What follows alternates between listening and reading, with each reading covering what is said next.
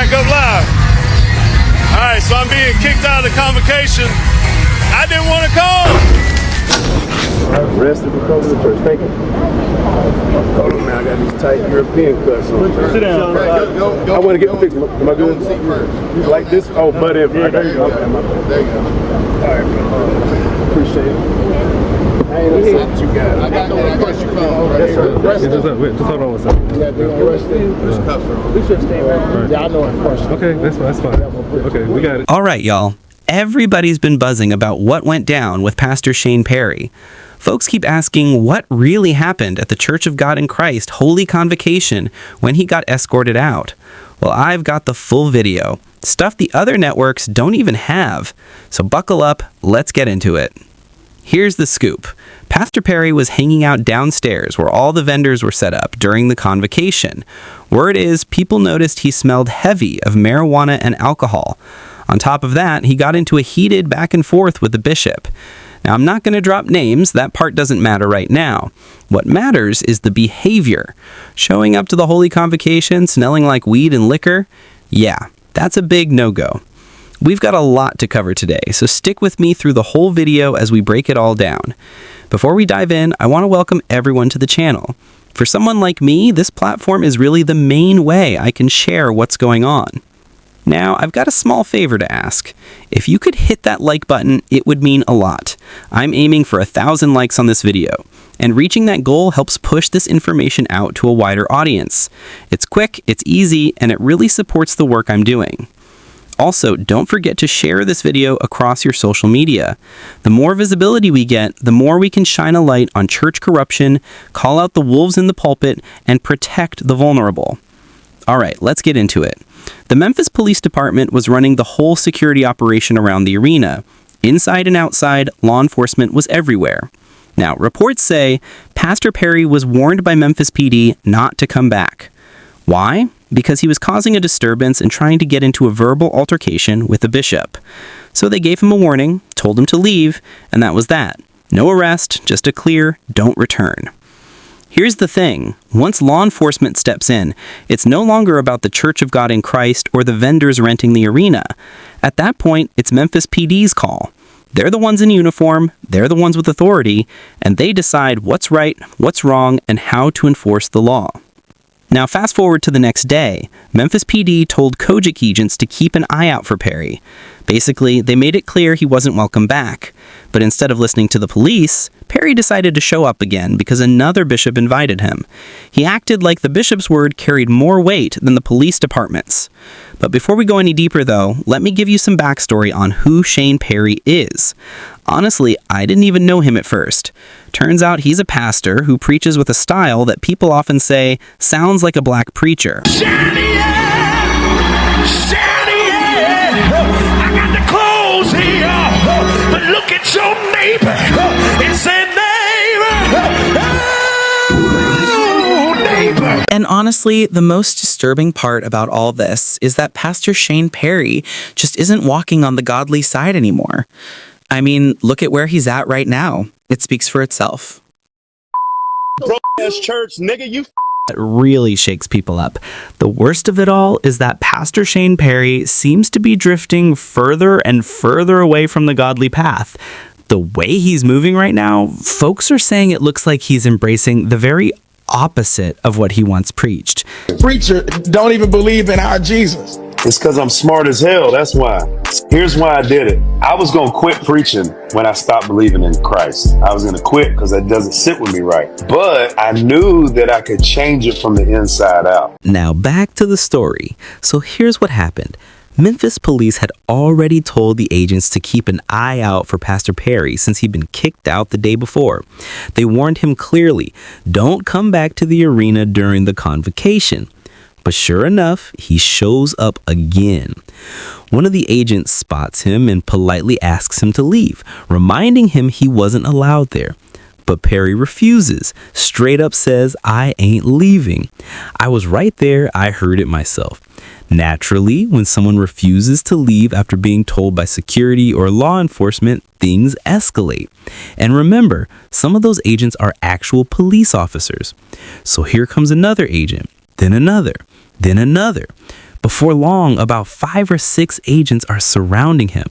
At that point, he sees the show of force and finally decides to walk out. But instead of just leaving quietly, he pulls out 2 cell phones, one streaming on Instagram, the other on Facebook, and starts recording himself talking nonsense while being escorted out. And here's the bottom line. He was kicked out for a reason. The police told him not to come back, and he ignored that. So to all I COGC family, you've seen his version of the video. Now it's time to see mine. Buckle up because I'm about to show you the whole thing.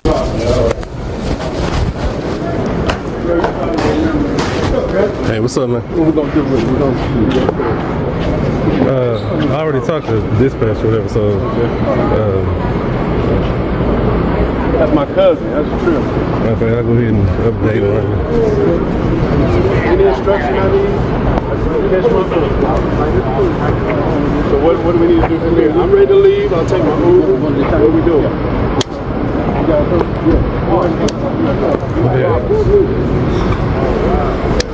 Hey, I called, you know Clarence Campbell, right? You know Clarence Campbell? Yeah, I've already talked to him. Can we... What's the handcuffs? Oh, okay, cool.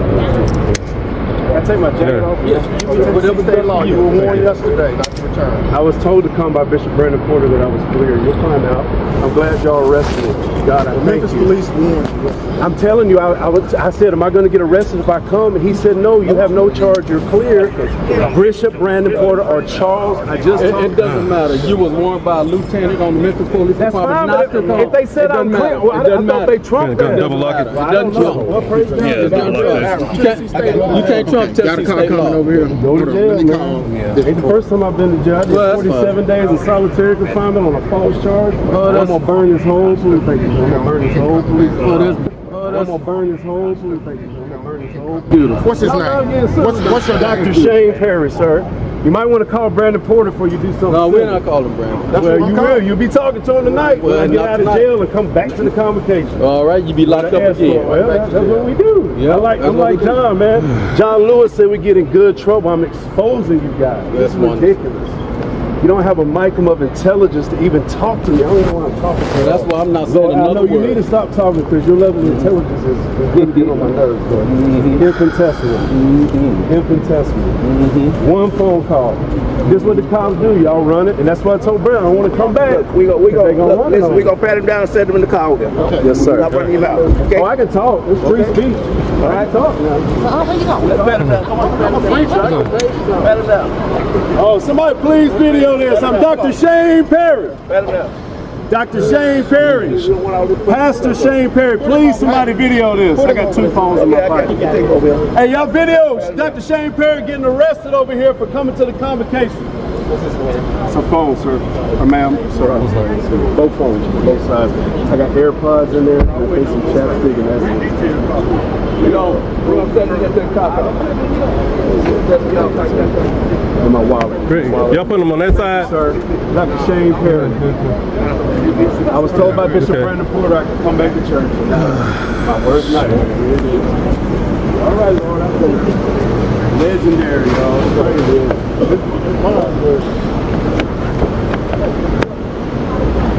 Just hold on one second. Yeah, they're gonna arrest him. We should stay right. Yeah, I know it first. Okay, that's fine. Okay, we got it. We got to take care of it. I'm gonna tell him. I mean, Listen to me a lot of times. I understand, but we got to take care of it now. I know, but I wanted to make sure. No, we make sure there's enough of us out here. We got to take you, I'm brother. saying I'm a preacher, and he knows me, so I was gonna tell him to chill. Well, he's already so we can't hear anything he's saying right now. He's already saying so. But like I say, appreciate you. Yeah. All right. Yeah, somebody had told me about it. All right.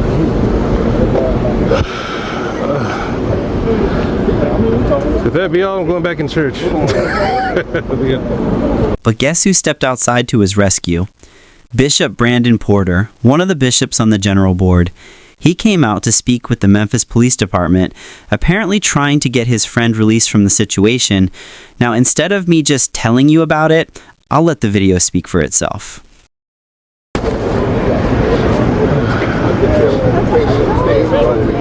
You were fine. I don't know who did that. Only came to me and told me how was you good, man.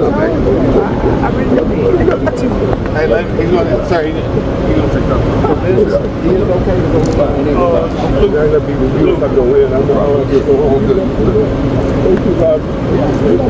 Who was on the team that did that? You know? I think it's D team, whichever D is. Who was in charge? I forgot his name. You work with him? No, I'm 18, so I was on the same side. On the outside. I got you. Lieutenant, thank you, man. No, he's a good guy. How you do? I'm told sorry about it. He's good. Did he not say that? Did he not say that? He said, okay. Yes, sir. I called your phone and I know you didn't get reception up there. Yeah. Yes, sir. I'm gonna stay with us. Come on, man. Y'all good. Thank y'all. I appreciate it. All right. What's up, man?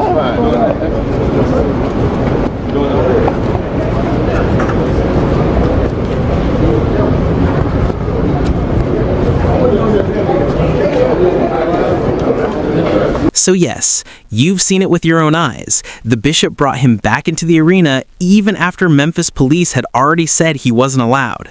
But let me pause here to acknowledge something important. The Church of God in Christ security team did an outstanding job. They stayed professional, they didn't snap back at him even when he was being disrespectful. And they showed exactly who they are, servants of the Lord who kept their integrity intact. Now here's the reality. When law enforcement is in charge of an arena, what they say goes. Memphis PD told Mr. Perry not to come back because of that altercation. Once that order was given, it wasn't on the church anymore. It was on the police department. But Perry thought that because he knew a bishop or someone higher up, he could ignore the police.